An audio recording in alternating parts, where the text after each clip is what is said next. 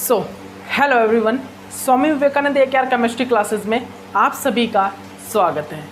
तो अब हम आपके सामने कुछ और नए टाइप के क्वेश्चन लेके आ रहे हैं, जहाँ पर क्या होगा, कुछ डिफरेंट टाइप के क्वेश्चन हैं ऑर्गेनोमेटालिक केमिस्ट्री के। अगर आप इन क्वेश्चंस को सोल्व आउट कर दोगे तो आप एक चीज़ मान के चलना कि आप ऑर्गेनोमेटालिक केमिस्ट्री के बहुत नज़दीक हो। मतलब कि आप वो 35 मार्क्स जो मैं बता रहा हूँ, आप उनको मतलब कि ऑब्जर्व कर लो, मतलब उनको आप आराम से ऑब्टेन कर लोगे, ठीक है ना। आराम से आप उन क्वेश्चन को सोल्व आउट कर दोगे अगर आप इन क्वेश्चन को सोल्व आउट कर देते हो, ठीक है। अब वो क्वेश्चन है कौन से भाई, तो आपको सबसे पहले तो ये पता होना चाहिए, ठीक है ना। देखिएगा, सबसे पहला जो मेरा क्वेश्चन है, कंसीडर द फ्लोइंग रिएक्शन। हमारे पास एक रिएक्शन है भाई, हमारे पास एक रिएक्शन दी हुई है। रिएक्शन कौन सी है भाई? टेंटालम Cp और ये Cp और ये हमारे पास है हाइड्रोजन, ये हमारे पास है हाइड्रोजन, ये है हाइड्रोजन, ठीक है। देख लीजिए ध्यान से। ओके, इसको रिएक्ट करा दिया मैंने किसके साथ? टेंटालम। मतलब कि इसको रिएक्ट क्या करा दिया, मेरा जो प्रोडक्ट बन गया वो क्या बन गया? ये प्रोडक्ट बन रहा है मेरा ये प्रोडक्ट बना है, ठीक है। ये बना भी मेरा प्रोडक्ट। और मेरे को ऑप्शन में क्या क्या दिया हुआ है, ऑप्शन में सुनिएगा। ऑप्शन में मेरे को दिया हुआ है, मेरे को ऑप्शन नंबर ए दिया हुआ है भाई, रिडक्टिव एलिमिनेशन, ऑक्सीडेटिव, मतलब पहले रिडक्टिव एलिमिनेशन होगा, फिर ऑक्सीडेटिव एडिशन होगा ऑफ O2 का, सॉरी D2 का, फिर उसके बाद रिडक्टिव एलिमिनेशन होगा, ठीक। उसके बाद ऑक्सीडेटिव एडिशन होगा, ऑक्सीडेटिव एडिशन ऑफ बेंजीन। उसके बाद क्या होगा भाई? ऑक्सीडेटिव एडिशन ऑफ बेंजीन होगा, ठीक है। उसके बाद ऑप्शन नंबर बी देखिए, ये क्या है भाई? ऑक्सीडेटिव एडिशन ऑफ D2, ठीक है। उसके बाद क्या है? रिडक्टिव एलिमिनेशन, ठीक है। इसके बाद क्या है भाई? Oxidative addition of PH group, मतलब बेंजीन, ठीक है। फिर रिडक्टिव एलिमिनेशन है। इसके बाद सी ऑप्शन क्या है? ऑप्शन नंबर सी है भाई, रिडक्टिव एलिमिनेशन।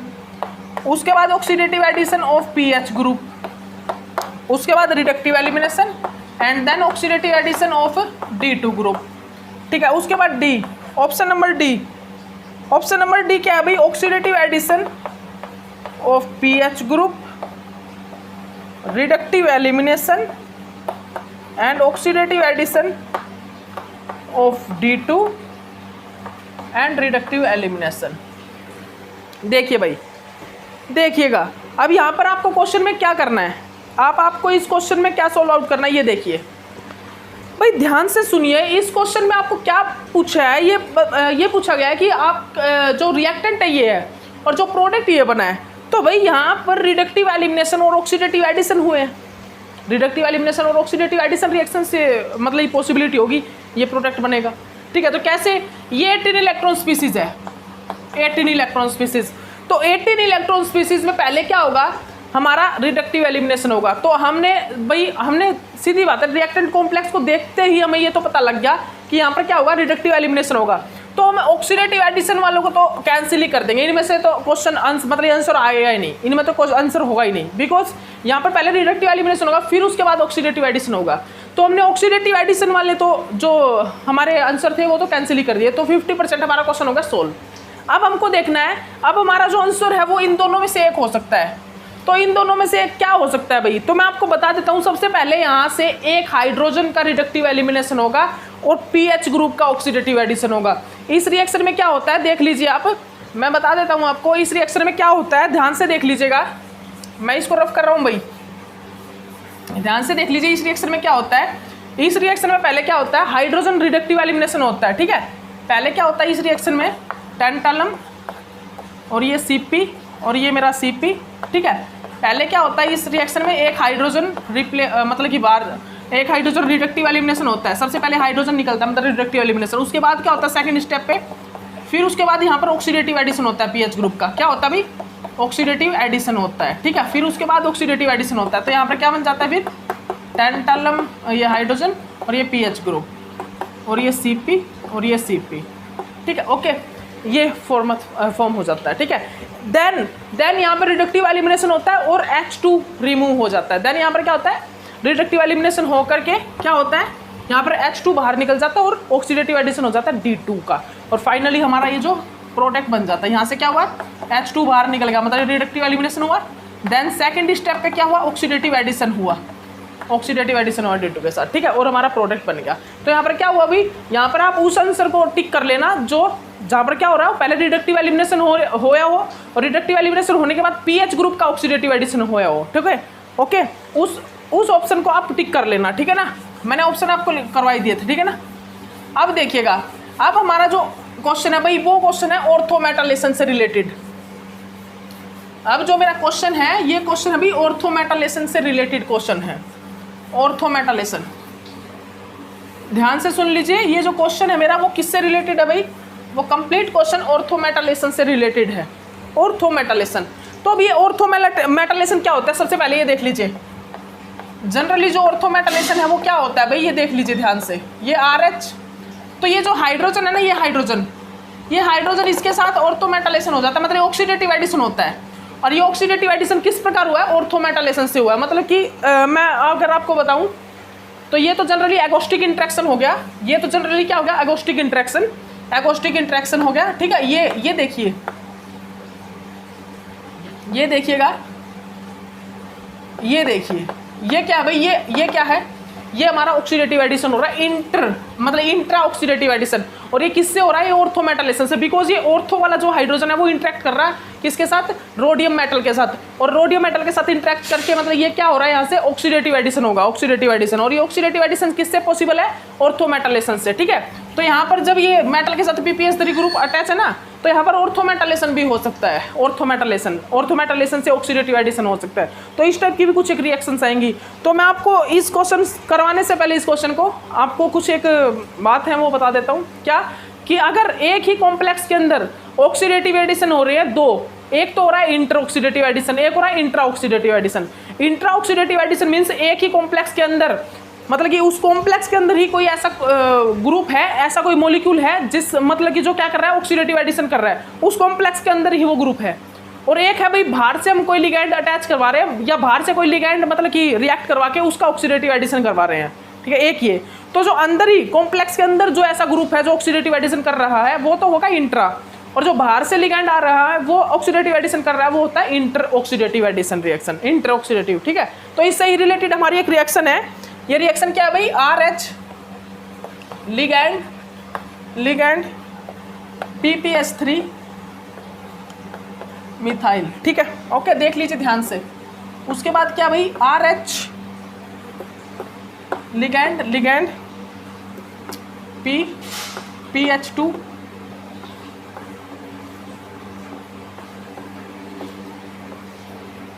ड्यूटेरियम,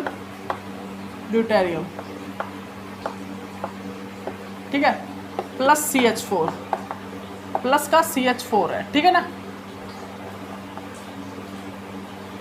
ठीक है भाई। अब आपको क्या देखना है यहाँ पर, अब बताइए मेरे को। तो यहाँ पर हमें ऑप्शन दिए हुए हैं भाई, ऑप्शन में हमें क्या दिया हुआ है, हमें ऑप्शन में क्या दिया हुआ है, सुनिएगा भाई। ऑप्शन में हमें दिया हुआ है ऑर्थोमेटालेशन की, मतलब कि पहले तो हुआ है ऑर्थोमेटालेशन, फिर हुआ है oxidative addition of D2, then क्या हुआ है, देन रिडक्टिव एलिमिनेशन। पहला तो ऑप्शन ये है भाई। सेकंड ऑप्शन में क्या दिया हुआ है, ऑर्थोमेटालेशन, रिडक्टिव एलिमिनेशन और फिर ऑक्सीडेटिव एडिशन ऑफ D2। फिर ऑप्शन सी में क्या दिया हुआ है, oxidative addition of D2 and reductive elimination, फिर उसके बाद ऑर्थोमेटालेशन, फिर उसके बाद क्या दिया हुआ भाई, ऑर्थोमेटालेशन दिया हुआ है, ठीक है। उसके बाद ऑप्शन डी में क्या दिया हुआ है, रिडक्टिव एलिमिनेशन, ऑर्थोमेटालेशन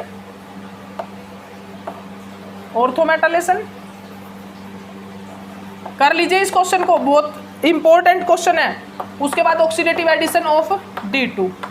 अब आपको क्या बताना भाई, यहाँ पर आपको क्या फाइंड आउट करना है, आपको फाइंड आउट करना है कि यहाँ पर पहले ऑर्थोमेटालेशन होगा या रिडक्टिव एलिमिनेशन होगा। तो मैं आपको एक चीज़ बता देता हूँ, अगर इस कॉम्प्लेक्स में क्या होगा, सबसे पहले तो ये देखिए, ये स्क्वायर प्लेनर कॉम्प्लेक्स है, और अगर पैलेडियम कॉम्प्लेक्स को छोड़ के, अगर पैलेडियम, जैसे कि कई कॉम्प्लेक्स होते हैं कि वो स्क्वायर प्लेनर कॉम्प्लेक्स ही बना सकते हैं, वो मैक्सिमम ज्योमेट्री जो स्क्वायर प्लेनर कॉम्प्लेक्स ही बना सकते हैं, तो वहाँ पे हमें पहले रिडक्टिव एलिमिनेशन कराना होता है और फिर उसके बाद ऑक्सीडेटिव एडिशन होता है। लेकिन यहाँ पर कुछ डिफरेंस है भाई, यहाँ पर कुछ डिफरेंट है। यहाँ पर ये रोडियम कॉम्प्लेक्स है, तो rhodium complex square planar complex के बाद ऑक्टाहेड्रल कॉम्प्लेक्स भी बना सकता है। लेकिन palladium complex only square planar geometry ही बना सकता है, उससे वो नहीं बना सकता। इसीलिए वहाँ पे पहले हम क्या करते हैं, reductive elimination then oxidative addition होता है। लेकिन यहाँ पर ये रोडियम ज्योमेट्री, अभी रोडियम कॉम्प्लेक्स की, तो यहाँ पर क्या हो सकता है, यहाँ पर भाई ऑक्सीडेटिव एडिशन पहले हो सकता है। यहाँ पर पहले क्या फॉर्मेशन हो सकती है, ऑक्टाहेड्रल ज्योमेट्री की फॉर्मेशन यहाँ पर हो सकती है पहले, ठीक है। तो यहाँ पर क्या होगा, यहाँ पर भी पहले ऑक्सीडेटिव एडिशन होगा। और अब वो जो ऑक्सीडेटिव एडिशन है ना, वो किस प्रकार पॉसिबल है, यही मेरे को बताना है। तो वो सुनिएगा ध्यान से, जो ये ऑक्सीडेटिव एडिशन है यहाँ पर ये जो ऑक्सीडेटिव एडिशन है वो पॉसिबल है टू टाइप से। सबसे पहला किस प्रकार भाई, कि मैंने इसकी रिएक्शन कराई है D2 के साथ, इसकी रिएक्शन कराई D2 के साथ, तो D2 भी यहाँ पर ऑक्सीडेटिव एडिशन कर सकता है। और एक और है ऑक्सीडेटिव एडिशन, यहाँ पर इंट्रा ऑक्सीडेटिव एडिशन भी हो सकता है, मतलब कि ऑर्थोमेटालेशन से भी ऑक्सीडेटिव एडिशन हो सकता है। वो किस प्रकार होगा देखिएगा। तो मैंने आपको एक चीज बता दी है, अगर इंट्रा ऑक्सीडेटिव एडिशन हो, अगर क्या हो, इंट्रा ऑक्सीडेटिव एडिशन हो, इंट्रा, तो हम प्रेफर किसको करेंगे, इंट्रा ऑक्सीडेटिव एडिशन को पहले करेंगे, देन इंटर ऑक्सीडेटिव एडिशन को करेंगे। तो इंट्रा ऑक्सीडेटिव एडिशन कौन सा होता है ये देख लीजिए, देखिएगा ध्यान से। ये MeCH3 है भाई, ये Me किसका CH3 है, ठीक है ना, याद रखिएगा। तो भाई इंट्रा ऑक्सीडेटिव एडिशन क्या होता है देखिए, PPH2, ये जो हाइड्रोजन है ना, ये हाइड्रोजन क्या करता है, ये इस मेटल के साथ इंटरेक्ट करता है, जैसे कि अकोस्टिक इंटरेक्शन होता है उसी प्रकार ये इस मेटल के साथ क्या करता है, इंटरेक्ट करता है, और ऑर्थोमेटालेशन होता है यहाँ पर। ये क्या होता है, ये होता है ऑर्थोमेटालेशन, मतलब कि बेंजीन के ऑर्थो हाइड्रोजन के साथ मेटल का इंटरेक्शन हो रहा, ठीक है, ऑर्थोमेटालेशन होता है। और ऑर्थोमेटालेशन में क्या होगा भाई, ऑर्थोमेटालेशन में क्या होगा जनरली, जल्दी बताइएगा, ये क्या हो रहा है भाई, ये जनरली क्या हो रहा है, इसको क्या बोल सकते हैं हम, इसको हम बोल सकते हैं कि ये क्या हो रहा है, ये हो रहा है भाई ऑर्थोमेटालेशन। क्या हो रहा है, ये हो रहा है ऑर्थोमेटालेशन। तो अब यहाँ पर ऑर्थोमेटालेशन होके क्या होगा, ऑक्सीडेटिव एडिशन, इसका क्या होगा, यहाँ पर ऑक्सीडेटिव एडिशन होगा। तो ये क्या है, कार्बन और हाइड्रोजन है, एक प्रकार से पोलरिटी है, तो यहाँ पर एडिशन हो जाएगा, इसका ट्रांस एडिशन हो जाएगा, मतलब कि इसका एडिशन यहाँ पर, इसका हाइड्रोजन का यहाँ पर हो जाएगा एडिशन, ठीक है। याद रखिएगा इस पॉइंट को, आप अच्छे से याद कर लेना इस पॉइंट को, ठीक है ना। तो यहाँ पर क्या होगा, अब ऑर्थोमेटालेशन हो गया, यहाँ पर क्या हुआ, इसका एडिशन हो गया। किस प्रकार देखिएगा, कंप्लीट रिएक्शन इसको लिखिएगा, कंप्लीट रिएक्शन को, इस कंप्लीट रिएक्शन को नोट डाउन कर लीजिए, किस प्रकार होगा ये ऑर्थोमेटालेशन। देखिए ये हमारे पास रोडियम, ये लिगैंड, और ये हमारे पास है CH3, और ये मेरे पास क्या PPH2, ठीक है। ये मेरे पास भाई ये क्या होगा, यहाँ पर ये हाइड्रोजन है, ये जो ऑर्थोमेटालेशन होगा, और क्या होगा भाई, इस प्रकार ये ऑक्सीडेटिव एडिशन होगा। क्या, oxidative addition of orthometalation, oxidative addition of मैं बोल सकता हूँ कार्बन हाइड्रोजन का, क्योंकि ये कार्बन हाइड्रोजन है ना, कार्बन हाइड्रोजन, ठीक है। तो क्या हुआ यहाँ पर R, और ये हाइड्रोजन, और ये CH3, और ये क्या है लिगैंड, और ये लिगैंड, और ये PPH2, और ये यहाँ पर क्या है भाई,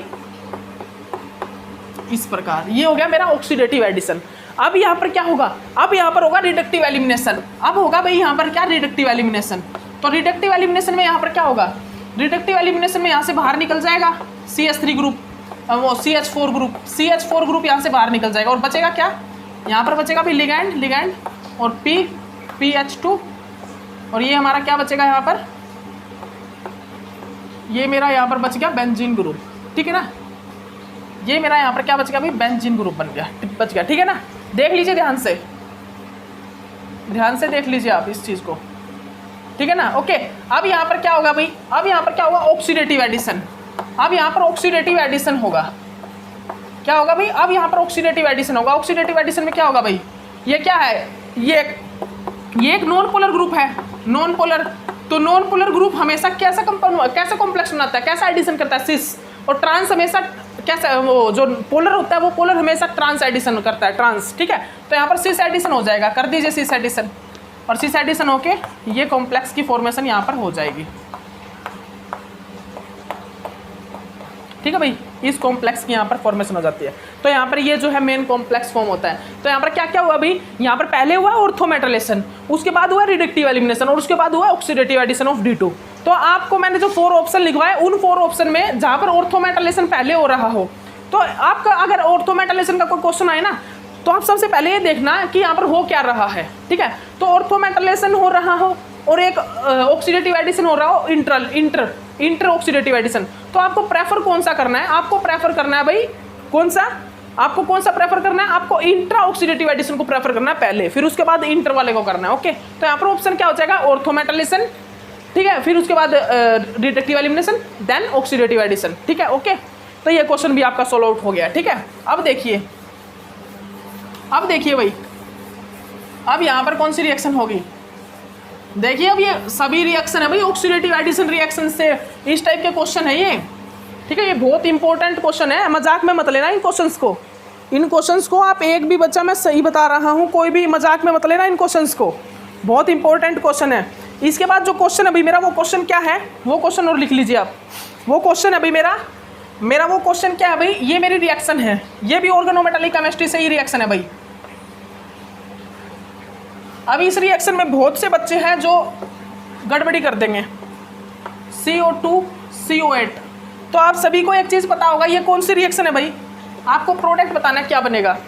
तो आपको सभी को पता है CO2 CO8 हाइड्रोफॉर्माइलेशन के लिए यूज़ करता हूँ मैं इसको, ये एक प्रकार से यही तो है, H2 CO2 CO8, या फिर इसको मैं लिख सकता हूँ HCO CO4। ठीक है, यही लिख सकता हूँ। ठीक है, इस प्रकार भी लिख सकता हूँ। ठीक है, या फिर मैं इसको इस प्रकार भी लिख सकता हूँ CO4 नेगेटिव। ठीक है, इस प्रकार भी, और CO2 CO8 2 नेगेटिव। ठीक है, ओके, याद रखिएगा आप इस पॉइंट को अच्छे से याद कर लीजिए। ठीक है ना, तो जनरली इस रिएक्शन में होगा क्या, आपको जनरली इस रिएक्शन में आपको पता होना चाहिए, इस टाइप की रिएक्शन में क्या होता है भाई, इस टाइप की रिएक्शन में होता क्या, ये चीज़ आपको पता हो भाई। ठीक है, तो हाइड्रोफॉर्माइलेशन में जनरली क्या हो रहा था, हाइड्रोफॉर्माइलेशन में जनरली क्या हो रहा था, हाइड्रोफॉर्माइलेशन में तो जनरली पता है क्या था, हाइड्रोफॉर्माइलेशन में तो कहीं पर भी उसको डबल बॉन्ड दिख रहा था ना इस प्रकार, तो वो क्या कर रहा था भाई, हाइड्रोफॉर्माइलेशन में क्या कर रहा था, वो क्या कर रहा था, वो एक फॉर्माइल ग्रुप ऐड कर दे रहा था, फॉर्माइल ग्रुप, इस प्रकार एक फॉर्माइल ग्रुप का एडिशन कर रहा था, इस प्रकार क्या कर रहा था, एक फॉर्माइल ग्रुप की एडिशन कर रहा था, यही हो रहा था वहाँ पर हाइड्रोफॉर्माइलेशन रिएक्शन में, यही तो हो रहा था। ठीक है, लेकिन यहाँ पर क्या होगा इस रिएक्शन में एक होमोलाइटिक क्लीवेज होगा इस रिएक्शन में, क्योंकि हाइड्रोफॉर्माइलेशन जो ये कैटलिस्ट है ना, ये जो हाइड्रोफॉर्माइलेशन में जो रिएक्शन में यूज होता है, हाइड्रोफॉर्माइलेशन रिएक्शन में जनरली हम किस चीज़ को यूज करते हैं भाई, हम यूज करते हैं HCO CO4 को। ठीक है, HCO CO4, और क्या यूज करते हैं, HCO CO3, और क्या यूज करते हैं, PBU। ठीक है, इन चीज़ों को हम यहाँ वहाँ पर यूज करते हैं। ठीक है ना, याद है आपको। ठीक है, हाइड्रोफॉर्माइलेशन में मैं बताऊँगा, अगला क्वेश्चन यही है, इससे रिलेटेड ही है। ठीक है, तो यहाँ पर CO2 CO8 हमने यूज़ किया है, तो इस रिएक्शन में जनरली क्या होगा, तो सुनिएगा, इस रिएक्शन में सबसे पहले होगा होमोलाइटिक क्लीवेज।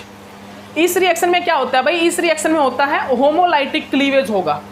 इस रिएक्शन में क्या होगा, इस रिएक्शन में जनरली पहले होगा होमोलाइटिक क्लीवेज, या आप एक प्रकार और एक रूल और है, उस रूल से भी इस रिएक्शन को फाइंड आउट कर सकते हो। तो इस रिएक्शन में क्या होमोलाइटिक क्लीवेज होकर क्या होगा, जनरली सबसे पहले क्या होगा, इसका होमोलाइटिक क्लीवेज क्या होगा भाई, यहाँ पर क्या होगा, होमोलाइटिक क्लीवेज। बट अगर मान लीजिए एक मिनट सोचिएगा ध्यान से, अगर मैं इस रिएक्शन को अगर मैं हाइड्रोफॉर्माइलेशन रिएक्शन से कराता हूँ, हाइड्रोफॉर्माइलेशन, और हाइड्रोफॉर्माइलेशन रिएक्शन में क्या होता है, हाइड्रोफॉर्माइलेशन रिएक्शन में क्या होगा, यहाँ पर एक प्रकार से फॉर्माइल ग्रुप ऐड हो जाएगा, एक प्रकार से यहाँ पर फॉर्माइल ग्रुप ऐड हो जाएगा, फॉर्माइल ग्रुप, यही तो होगा हाइड्रोफॉर्माइलेशन। लेकिन ये भाई मैं बता देता हूँ, ये फॉर्माइल ग्रुप से ये रिएक्शन होगी ही नहीं, ये जो रिएक्शन है ये फॉर्माइल ग्रुप से होगी ही नहीं।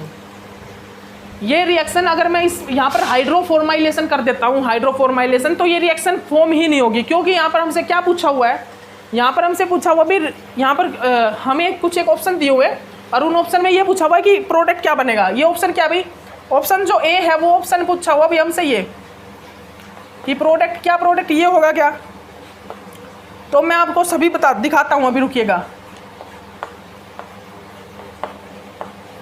एक प्रोडक्ट है ये, उसके बाद जो प्रोडक्ट सी है वो क्या है भाई,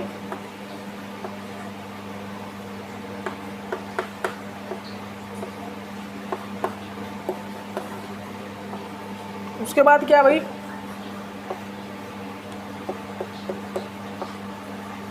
ये है भाई। तो मेरे को प्रोडक्ट बताना है, प्रोडक्ट क्या होगा। तो देखिए भाई फाइनल है, इनमें से प्रोडक्ट क्या होगा, मैं अगर हाइड्रोफॉर्माइलेशन करके बनाता हूँ, अगर हाइड्रोफॉर्माइलेशन करके बनाऊंगा तो क्या प्रोडक्ट बन सकता है भाई, देखिए हाइड्रोफॉर्माइलेशन करके क्या प्रोडक्ट बन सकता है। हाइड्रोफॉर्माइलेशन करके तो यहाँ पर क्या होगा, यहाँ पर ऐड हो जाएगा क्या, ये ग्रुप, ये ऐड हो जाए, मतलब यही होगा। अल्कीन पे मैंने क्या किया, अल्कीन पे मैंने ऐड करवा दिया कौन सा, एक formyl group, hydroformyl group, CHO group add कर दिया अल्कीन पे, यहाँ पर मैंने ऐड कर दिया भाई, ठीक है। यहाँ पर मैंने क्या किया, ऐड कर दिया CHO ग्रुप को ऐड कर दिया। लेकिन अब मेरे को भाई सोचने की बात है, एक मिनट रुकिएगा, CHO ग्रुप यहाँ पर इस प्रकार ऐड होगा, ठीक है, इस प्रकार ऐड होगा। लेकिन अब सोचने की बात है भाई, अब यहाँ पर प्रोडक्ट क्या बनेगा और किस प्रकार बनेगा, ये थोड़ा दिमाग लड़ाने की बात है। तो यहाँ पर जितने भी प्रोडक्ट है ना वो बने हुए रिंग में, और 5 मेंबर रिंग हैं जितने भी रिंग। तो यहाँ पर क्या हो सकता है भाई, यहाँ पर एक प्रकार से ये हो सकता है कि यहाँ पर होमोलाइटिक क्लीवेज करवा दिया मान लीजिए मैंने, और इसका भी होमोलाइटिक क्लीवेज हो गया, ठीक है। तो यहाँ पर ये बन जाएगा, लेकिन फिर भी यहाँ पर क्या रह जाएगा, ये जो हाइड्रोजन बना है, ये हाइड्रोजन और ये रिएक्ट करेगा, और यहाँ पर क्या बनेगा, ये एक प्रकार से ये 8 मेंबर रिंग बन जाएगी भाई, ये यहाँ पर हाइड्रोजन रिएक्ट कर जाएगा। तो ये कितनी मेंबर रिंग होगी, 1 2 3 4 5 6, ये एक 6 मेंबर रिंग होगी। 6 मेंबर है ना, 6 मेंबर है क्या, 8 मेंबर है, कितनी है ये, 1 2 3 4 5 6, 1 2 3 4 5 6 7 मेंबर्ड एक रिंग बन गई। लेकिन 7 मेंबर्ड रिंग तो कहीं पर भी नहीं है। अगर मैं हाइड्रोफॉर्माइलेशन करा के अगर ये रिएक्शन करता हूँ तो भाई ये पॉसिबल ही नहीं होगा, इस टाइप से रिएक्शन पॉसिबल ही नहीं है। तो यहाँ पर हाइड्रोफॉर्माइलेशन जनरली हुआ ही नहीं है। यहाँ पर क्या हुआ है, यहाँ पर होमोलाइटिक क्लीवेज रिएक्शन हुई है। ये रिएक्शन जनरली कौन सी हुई है, होमोलाइटिक क्लीवेज टाइप से हुई है, होमोलाइटिक क्लीवेज टाइप से रिएक्शन हुई है, ठीक है। किस टाइप से भाई, होमोलाइटिक क्लीवेज से, ठीक है। तो होमोलाइटिक क्लीवेज में मैंने आपको एक रिएक्शन कराई थी, आपको पता है, एडिशन हुआ है होमोलाइटिक क्लीवेज में, एडिशन हुआ था, याद हो तो आपको किस प्रकार हुआ था वो एडिशन, याद कीजिए जल्दी से। होमोलाइटिक क्लीवेज में क्या हुआ था भाई, होमोलाइटिक क्लीवेज में जनरली क्या हुआ था बताइए जल्दी। होमोलाइटिक क्लीवेज में क्या हुआ था भाई, होमोलाइटिक क्लीवेज में यहाँ से होमोलाइटिक क्लीवेज होगा, यहाँ से होमोलाइटिक क्लीवेज होगा भाई, इस प्रकार, ठीक है, इस प्रकार। और यहाँ से क्या होगा, यहाँ से जो ये मेरा कार्बोनाइल है इसका भी होमोलाइटिक क्लीवेज होगा, ठीक है, इस प्रकार, ठीक है, इस प्रकार यहाँ से। अब यहाँ पर क्या होगा, यहाँ पर इसमें होगी रिएक्शन, इस प्रकार यहाँ पर रिएक्शन होगी। ये जो हमारा, एक मिनट रुकिए, ये जो है ना, ये जो इलेक्ट्रॉन है, यहाँ पर होमोलाइटिक क्लीवेज नहीं, ओनली होमोलाइटिक क्लीवेज तो यहाँ पर होगा। लेकिन यहाँ पर ये जो इलेक्ट्रॉन है, 2 इलेक्ट्रॉन जो इसके इलेक्ट्रॉन है कार्बोनाइल के, ठीक है, ये क्या करेंगे, ये इस प्रकार से रिएक्ट करेंगे दोनों, और ये रिएक्शन करेंगे इस प्रकार इन दोनों के साथ, ठीक है, ये इस प्रकार रिएक्शन करेंगे, ठीक है, ठीक है। और यहाँ पर क्या फॉर्म कर लेता है ये उसके बाद क्या फॉर्म कर लेता है भाई, ये देखिएगा ध्यान से, ये फॉर्म क्या कर लेता है, ये इस प्रकार से ग्रुप फॉर्म हो जाती है, ये रिएक्शन। तो प्रोडक्ट ये बनेगा भाई, यहाँ पर प्रोडक्ट क्या बनेगा, प्रोडक्ट यहाँ पर क्या बनेगा भाई, यहाँ पर जो प्रोडक्ट होगा हमारा, वो प्रोडक्ट क्या बनेगा, देख लीजिए ध्यान से। यहाँ पर जो मेरा प्रोडक्ट है वो क्या बनेगा, होमोलाइटिक क्लीवेज होगा। यहाँ पर क्या होगा, होमोलाइटिक क्लीवेज। और यहाँ पर क्या भाई, ये कार्बोनाइल ग्रुप के पास ये 2 इलेक्ट्रॉन है, क्योंकि 2 इलेक्ट्रॉन डोनेट करता ना ये, तो ये 2 इलेक्ट्रॉन ये आपस में रिएक्ट करेंगे इस प्रकार। कौन सी रिएक्शन कर रहे हैं ये एक प्रकार से homolytic free radical reaction, free radical homolytic reaction कर रहे हैं। और ये क्या बन जाएगा, यहाँ पर ये हमारा जो प्रोडक्ट बनेगा वो किस प्रकार, ये हमारा क्या बन जाएगा भाई, प्रोडक्ट बन जाएगा। तो यहाँ पर जो करेक्ट प्रोडक्ट होगा ना, वो प्रोडक्ट वो बनेगा, ठीक है ना, 5 मेंबर रिंग में, ओके। तो ये प्रोडक्ट यहाँ पर फॉर्म अप हो जाएगा, ठीक है। तो ये रिएक्शन भी हमारी हो गई है, ठीक है, ओके। अब देखिएगा, अब कुछ और देखिएगा रिएक्शंस, अब और भी रिएक्शंस देखिए, अब और भी रिएक्शन देखिएगा भाई, 1 मिनट रुकिएगा गाइज, हाँ ठीक है, ठीक है, ओके। 1 मिनट टाइम देख लेते कितना हो गया भाई, 24 मिनट हो गए हैं। क्वेश्चन नंबर 4 थी था ये। अब भाई एक क्वेश्चन है, आप सभी लिख लीजिए, इस क्वेश्चन को नोट डाउन कर लीजिए भाई, स्टेटमेंट का क्वेश्चन है। वो क्वेश्चन क्या है, इन कैटलिस्ट HCO4 हाइड्रोफॉर्माइलेशन में यूज होता है ये कैटलिस्ट, ठीक है। When CO is substituted by PR3, क्या हुआ है यहाँ पर, CO जो है वो सब्स्टिट्यूटेड हुआ है किसकी जगह, PR3 की जगह, सब्स्टिट्यूटेड बाय PR3। क्या हुआ है यहाँ पर जो CO है वो सब्स्टिट्यूटेड हुआ PR3 की जगह, एंड बिकॉज HCO3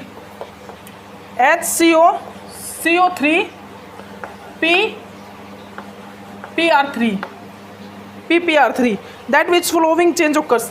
भाई यहाँ पर कुछ नहीं, यहाँ पर हमने एक टाइम क्या किया, हमने रिएक्शन में क्या किया, PR3 की जगह सब्स्टिट्यूट कराया किस चीज़ को, CO को, और वन टाइम हमने क्या यूज़ किया है, एक टाइम तो हमने यूज़ किया HCO CO4 और एक टाइम हमने क्या यूज़ किया HCO CO3 PR3, ठीक है, इसको यूज़ किया है। तो यहाँ पर जनरली इन कैटालिस्ट को यूज़ करके मतलब मैंने एक यहाँ पर क्या किया, यहाँ पर एक CO की जगह पता क्या किया, मैंने यहाँ पर PR3 अटैच करवा दिया, मतलब कि CO की जगह मतलब कि सब्सटीट्यूट करवा दिया किसको, PR3 को, मतलब CO की जगह PR3 सब्सटीट्यूट कर गया, रिप्लेस कर गया एक प्रकार से, ठीक है, क्या कर गया, रिप्लेस कर गया। हम यहाँ पर इस टाइप से दिखाएंगे, ठीक है,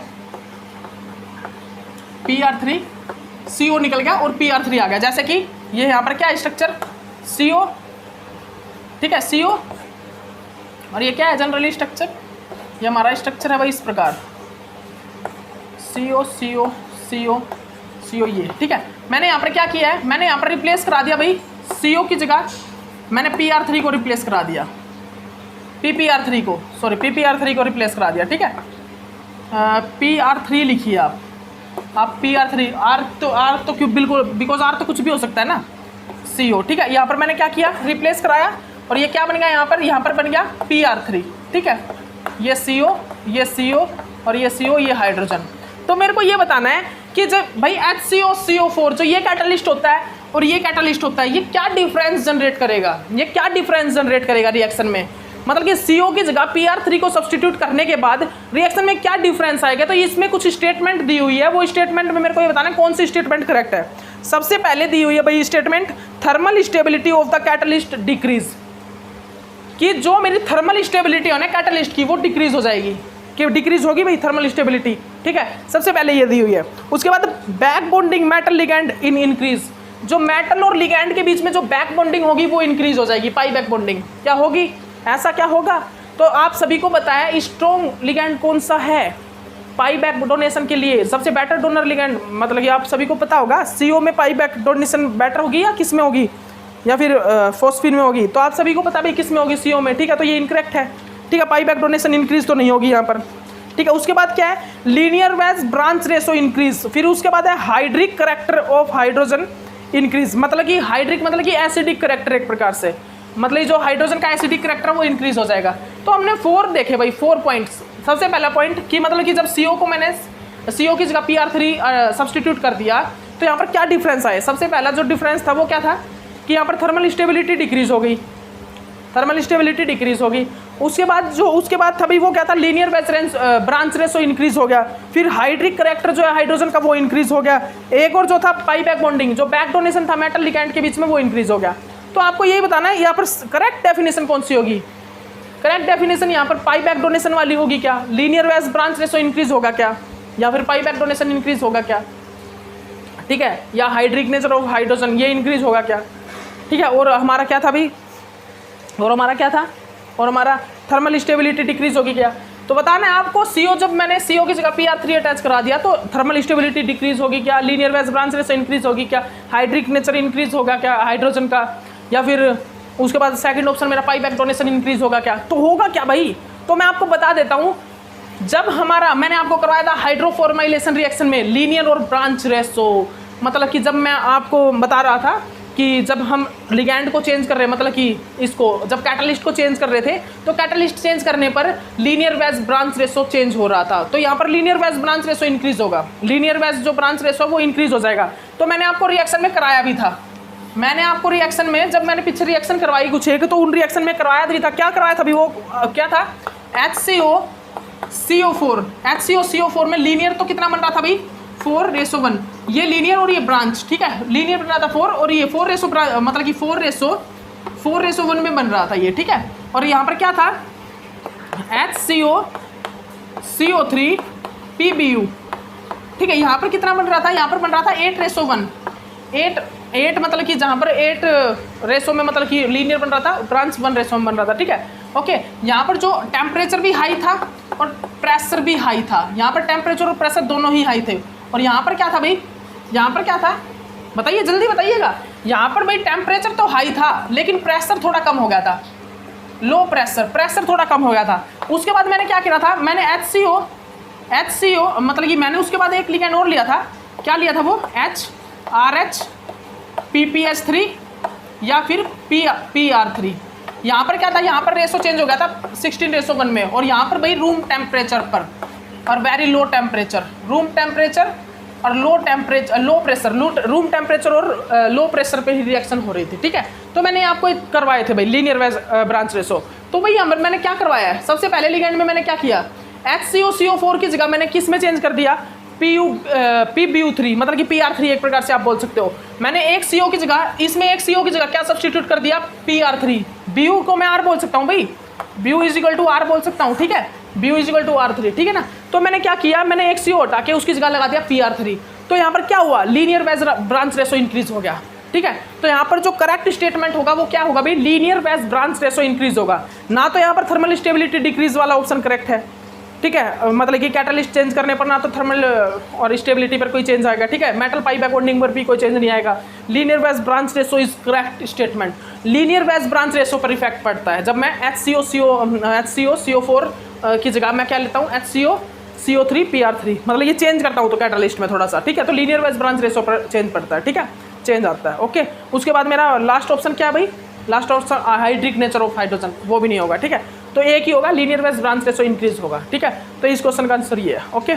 टाइम देखते हैं, 1 मिनट रुकिएगा भाई, टाइम हो चुका है। देखिए अब जितने क्वेश्चन हो चुके हैं ऑर्गेनोमेटालिक केमिस्ट्री में, लेटेस्ट क्वेश्चन है सभी, ठीक है। तो आप इतने कीजिए, हम अब नेक्स्ट जो है नेक्स्ट लेक्चर में हम आपके लिए ग्रुप थ्योरी और मास स्पेक्ट्रो के कुछ एक क्वेश्चन लेके आ रहे हैं। तो ग्रुप थ्योरी और मास स्पेक्ट्रोस्कोपी के लिए आप तैयार हो जाइए। अब आपको जो क्वेश्चन मिलेंगे वो ग्रुप थ्योरी और मास स्पेक्ट्रो में से मिलेंगे, ठीक है। याद रखिए, ग्रुप थ्योरी और मास स्पेक्ट्रो के कुछ एक क्वेश्चन आपको हम पेश कर रहे हैं, बहुत अच्छे क्वेश्चन है, लेटेस्ट क्वेश्चन है, न्यू। अगर आप इनको भी सोल्व आउट कर लेते हो तो भाई गारंटी है आपकी, मैं गारंटी ले रहा हूँ, आप क्वेश्चन सोल्व आउट कर लेंगे ना अच्छे से तो आप नेट JRF निकाल लोगे अच्छे से, ठीक है। और नेट JRF का पेपर भाई एग्जाम आने वाला है, कोई ज़्यादा दिन नहीं है, बहुत ज़्यादा कोई आपको ये नहीं, बहुत ही दिन बचे हुए हैं आपके पास, कम ही डेज बचे हैं, तो इनको सोल्व आउट कर लीजिए अच्छे, ठीक है। उसके बाद हम स्टीरियो केमिस्ट्री और हमारा जो रिएजेंट केमिस्ट्री, पेरिसाइक्लिक और GOC जो है उसको स्टार्ट करते हैं, और फिर अपना अच्छे से उनको रिवाइज करो बहुत अच्छे से।